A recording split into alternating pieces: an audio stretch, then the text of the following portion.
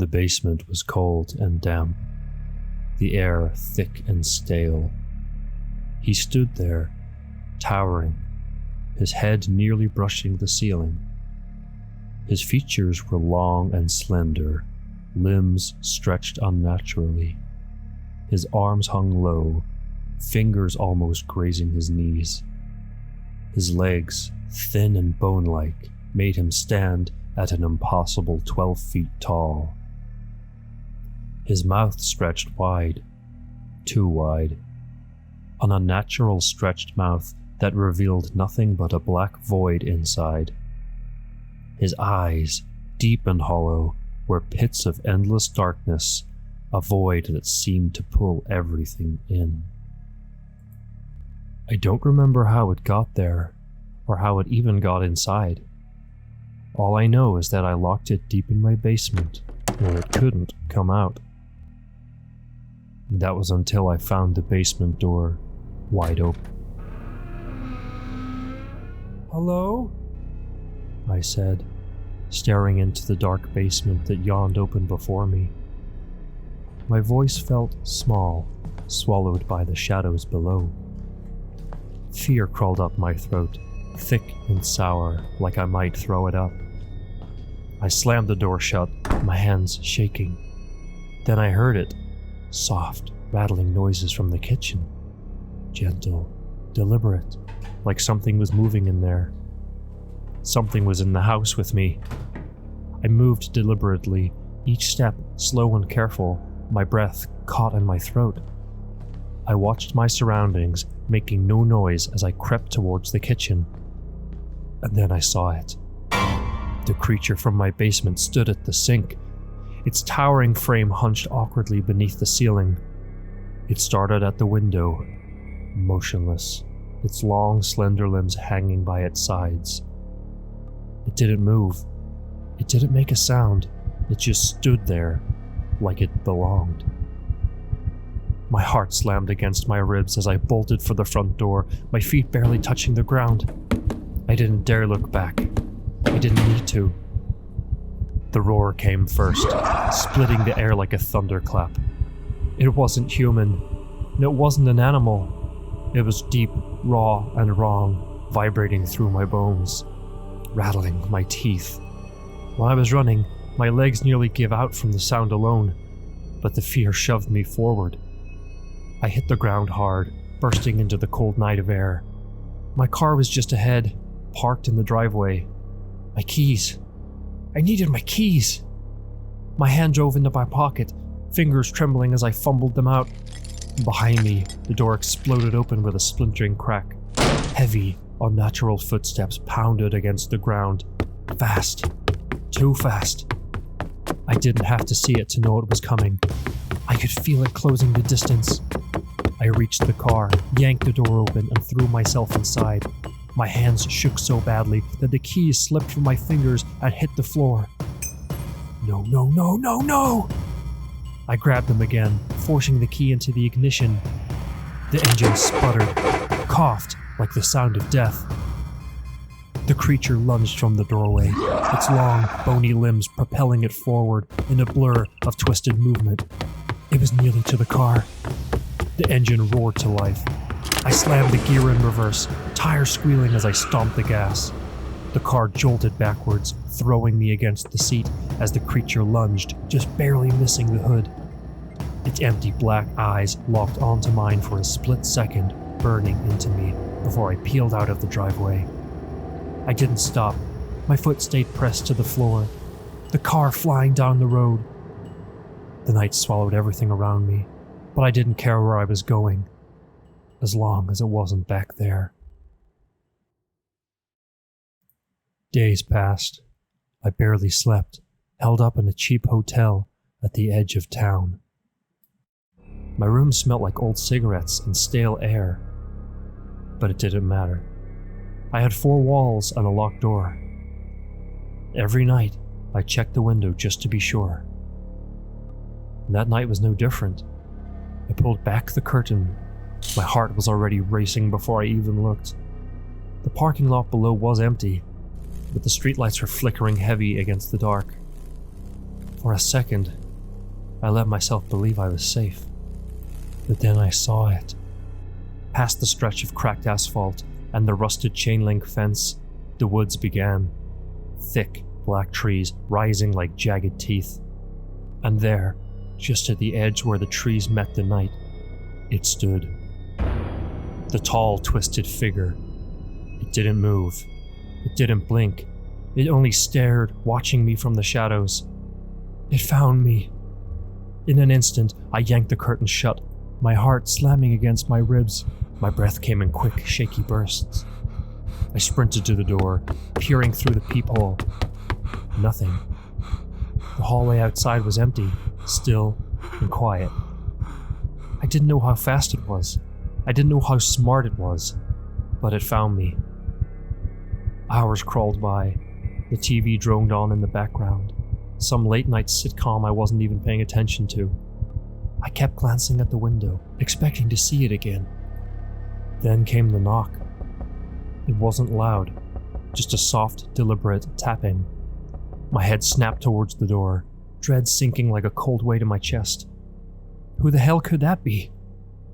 I slid off the bed, my feet hitting the floor. Before I reached the door, I heard it. A voice. Hello, I need help. Help me.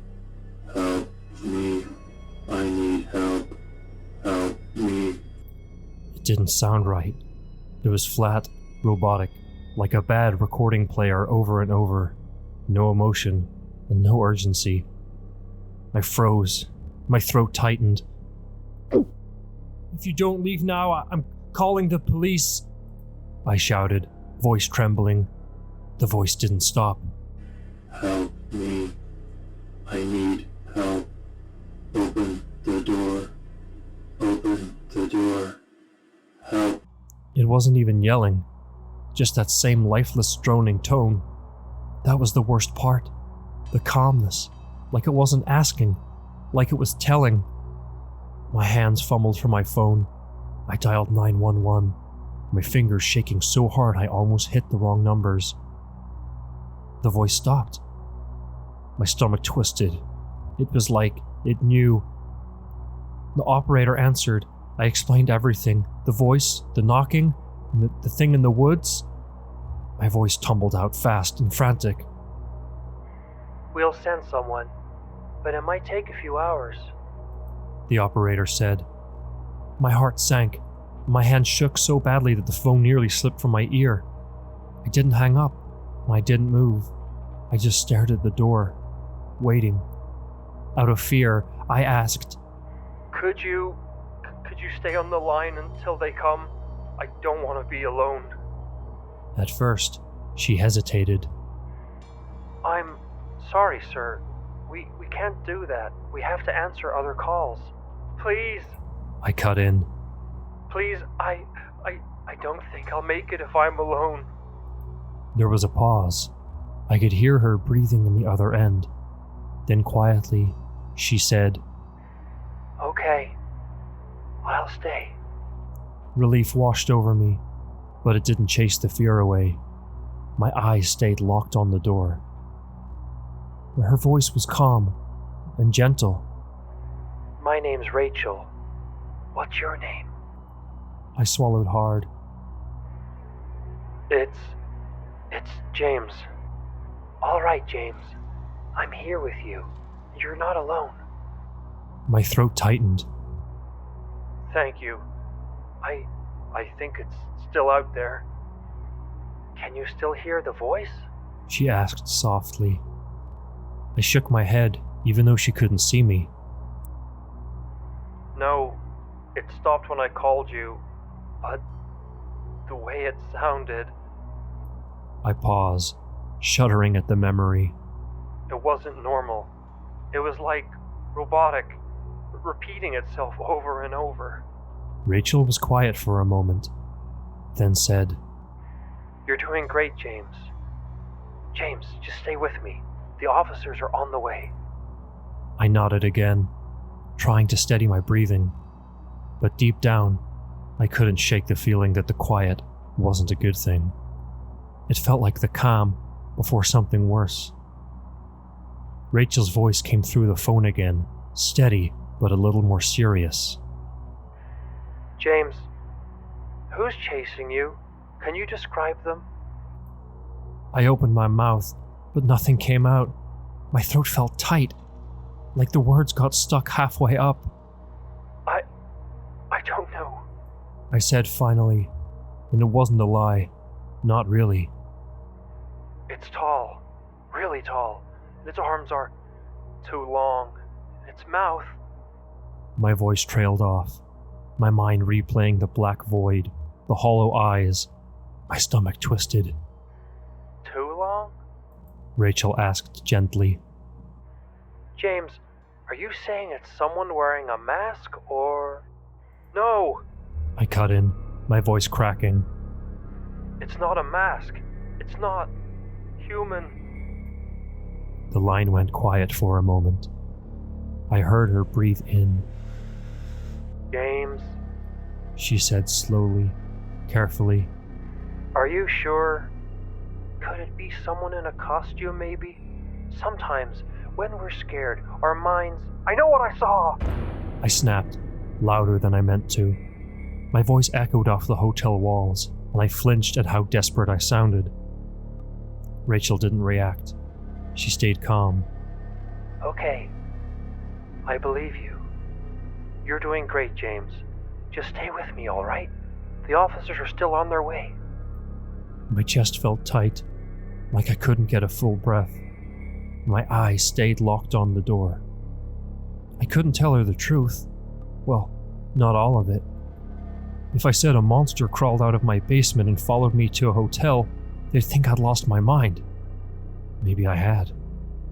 But the thing outside, the voice, it wasn't in my head. It was real, and it wasn't gone. An hour passed in what felt like seconds. The room was still, but I couldn't escape the feeling that something was wrong. My pulse thudded in my ears, every breath a battle against the rising panic. Rachel's voice kept me tethered to reality, her words a thread I clung to. Then suddenly, a knock at the door. I froze. The hairs on my neck stood up. Hello? This is the police. Open the door. This is the police. Open the door. A wave of relief flooded through me. I wasn't alone. Finally, the officers were here. I rushed to the door, heart pounding in my chest. I glanced at my phone to make sure I hadn't missed anything. And there it was. The call still connected. Rachel's voice as steady as ever. James, stay calm. They're on their way. I could hear the muffled voice of the officer outside, repeating the same line. The door was within reach. I grabbed the handle and yanked it open, ready to let in the safety of the police. But there it stood. The creature. It towered, its limbs unnaturally long, bent in sickening angles. Its black, empty eyes locked onto mine. The grin that stretched across its face was wide and chilling. Too wide. I looked down at my phone in my trembling hands. The screen read, 911, what's your emergency? A smile twisted across the creature's face. It wasn't the officer, and it never was. I staggered back, my blood running cold. My stomach dropped into a pit of icy dread, and then it hit me. Rachel never asked for my location. I had never been on the phone with the police. I had been talking to it. God help me.